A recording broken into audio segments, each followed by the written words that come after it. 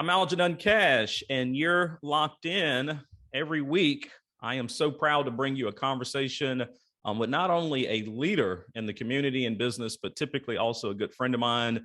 And we tackle a lot of great issues here on the show. We talk about business and politics, generally about life. But today, we've got a unique guest. We're going to get an update on what's happening right here in your backyard, right in the state of North Carolina.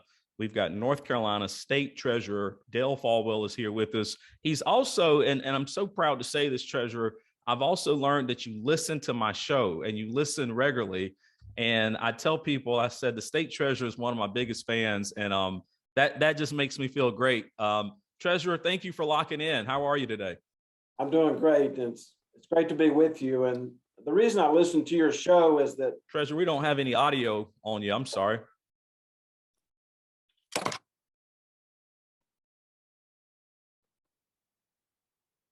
Let's just give him a moment there. Especially if you are live with us on Facebook, give us a moment, and just going to get the audio back together, and then we'll proceed with the conversation. Is it working now?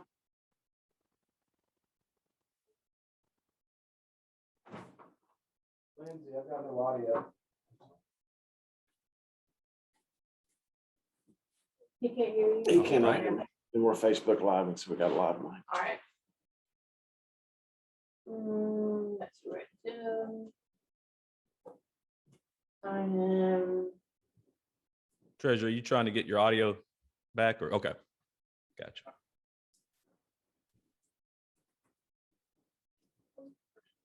Is it scary to you that I've memorized your password? And yes, I do see a couple of folks in the audience out there on Facebook. We're just having a technical issue. We're just trying to get the audio back for our state treasurer, and then we will proceed with our conversation today.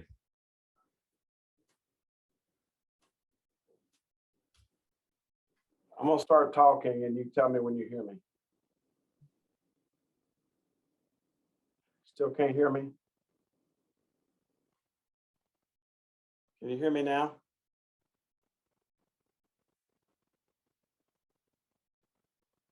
Treasurer, I can see that you're trying to talk to me. I just can't hear it, actually. Just keep talking. I keep talking, and you tell me, you put a thumbs up when you can hear me. But I'm going to keep talking and asking you how the weather is and going from there. So we're trying to get a different microphone up to see how. Okay, I think we got you now. I just kicked in, Treasurer. Okay, good. Thank you. Oh no, you're fine. I got you now. All right, we're good. Thank you. All right, ready to go, Al. Anyway, I was getting ready to say you should be good. You want to start all over? Or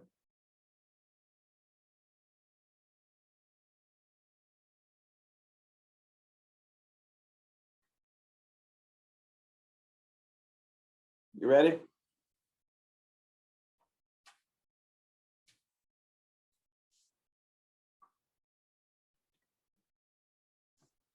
Tell me when you're ready. Yep. I think we got you. You're good to go, Treasurer. All right. And don't worry about that intro. We'll just go back in and edit that, so we'll be good to go. All right.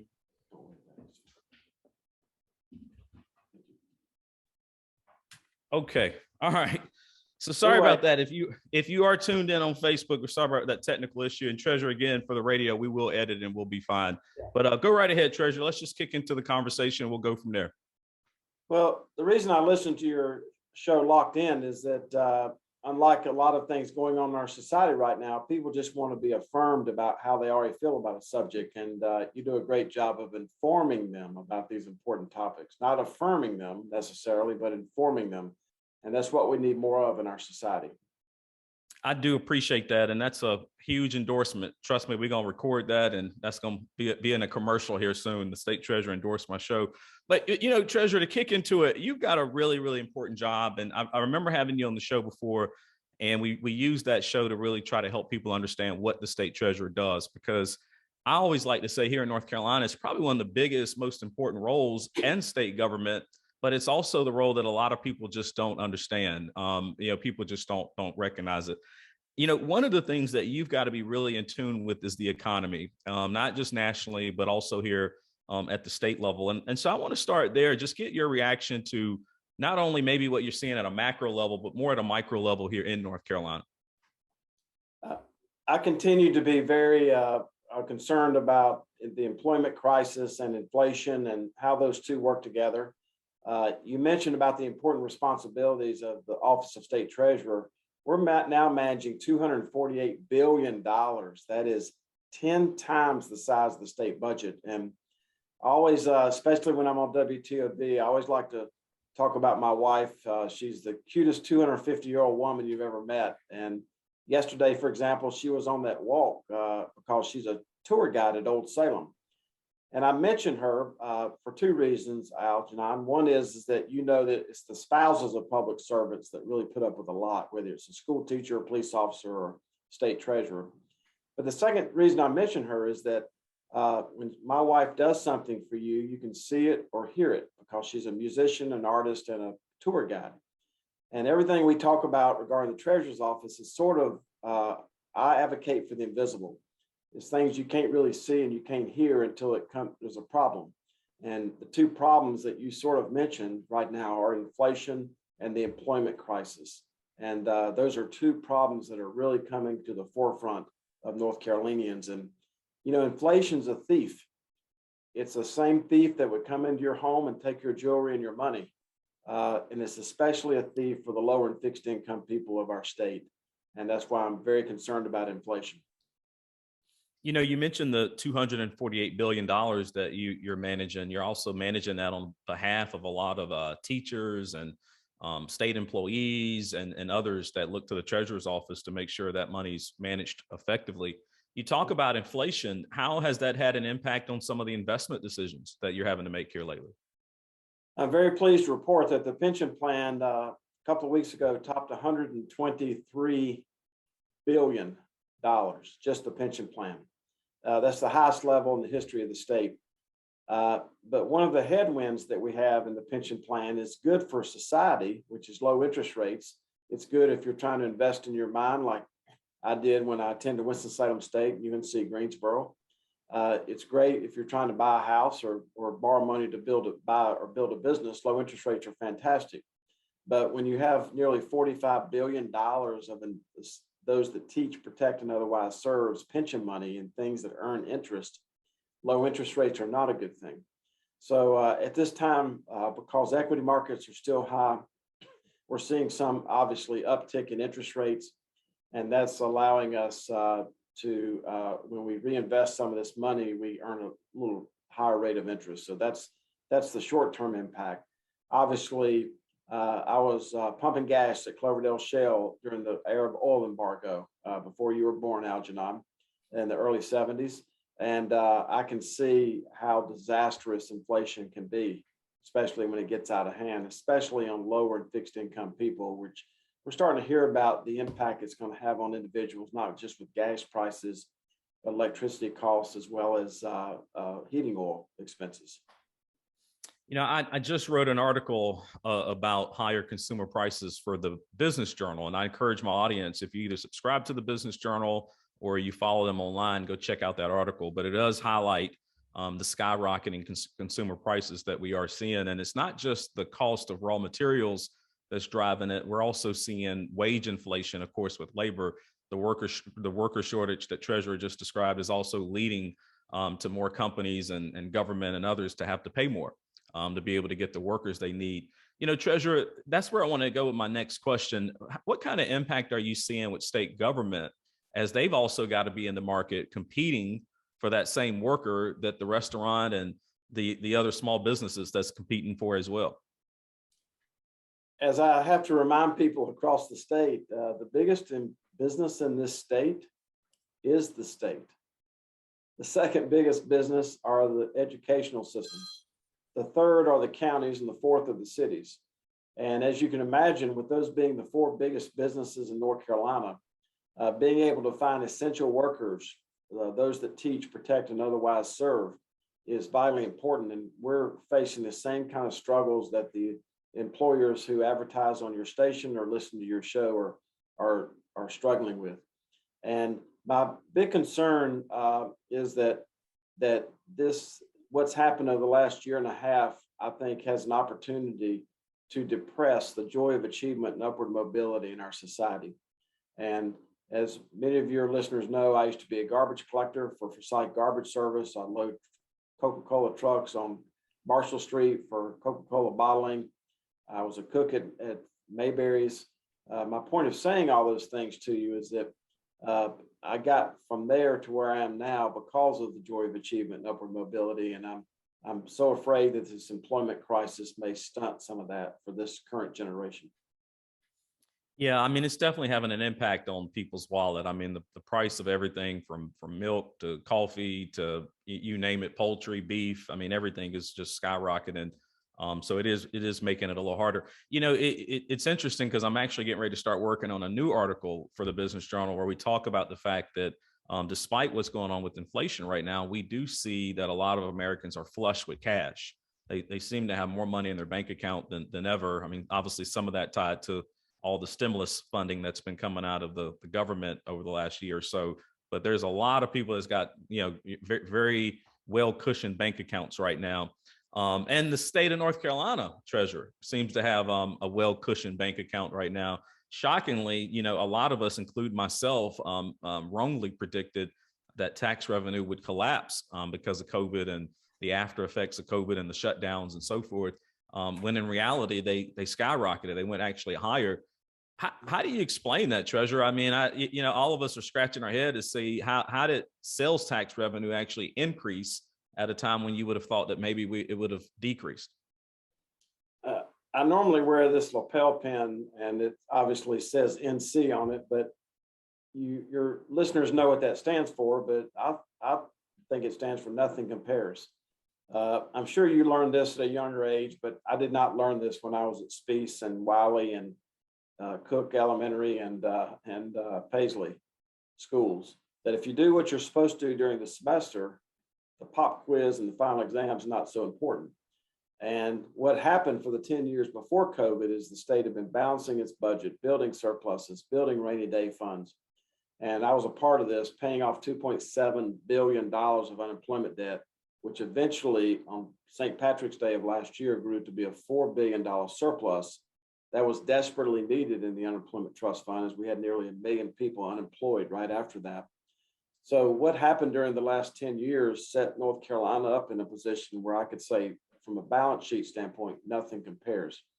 But the result of all that is, as you said, as some legislators have commented, we're drowning in cash because the state itself won 3 different lotteries as far as this federal stimulus money.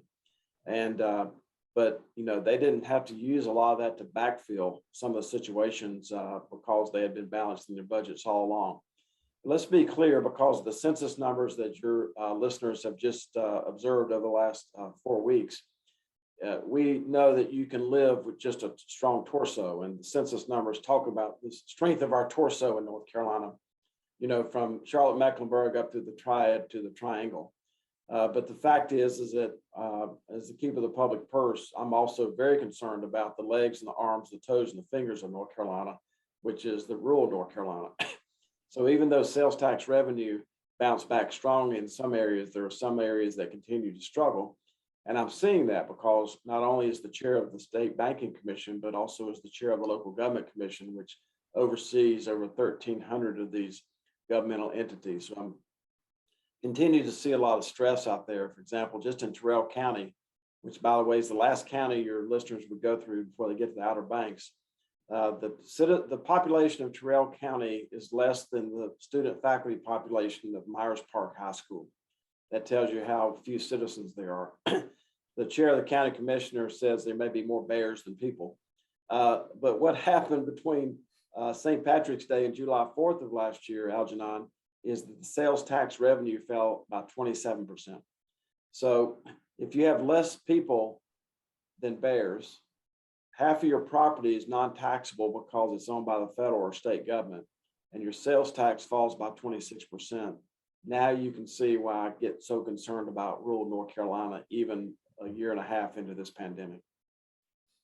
Now, we certainly have a divide here in this state between rural and our urban areas, and a lot of times that's put on display. I think it even got put on display during, when COVID was raging and we were having issues with our schools, and we saw the difference between some of our urban areas having access to broadband and a lot of our rural areas not having that same access. So I think that's a challenge we got to continue to face, not only at the state level here in North Carolina, but a lot of local municipal governments have got to try to figure out how do we close the gap. I was actually talking with County Commissioner Wisenhunt, and she's really wanting to try to use some of this COVID relief money that's coming in for Forsyth County to really do more water sewer development out in the rural areas, to bring them more on par with what's happening here in our urban areas. So that's a debate that's happening. One of my final areas I want to dive into, Treasurer, because you're not, obviously you've had a very storied career and history.